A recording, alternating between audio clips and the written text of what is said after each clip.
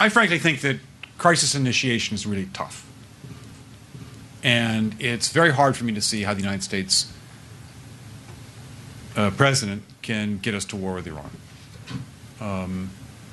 Which leads me to conclude that if, in fact, compromise is not coming, that the traditional way of America gets to war is what would be best for U.S. interests.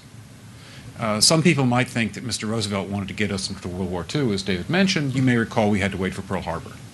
Some people might think Mr. Wilson wanted to get us into World War I. You may recall he had to wait for the Lusitania episode.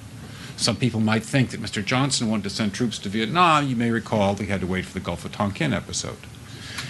We didn't go to war with Spain until the until the Maine exploded. And may I point out that Mr. Lincoln did not feel he could call out the Federal Army until Fort Sumter was attacked, which is why he ordered the commander at Fort Sumter to do exactly that thing which the South Carolinians had said would cause an attack. So if, in fact, the Iranians aren't going to compromise, it would be best if somebody else started the war. One can combine other means of pressure with sanctions.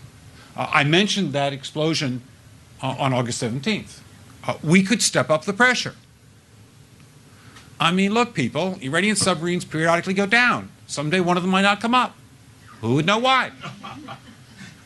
We can do a variety of things if we wish to increase the pressure. I'm not advocating that, but I'm just suggesting that this is not a either-or proposition of, you know, it's just sanctions has to succeed or other things.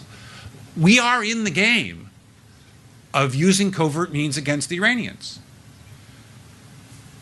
We could get nastier at that.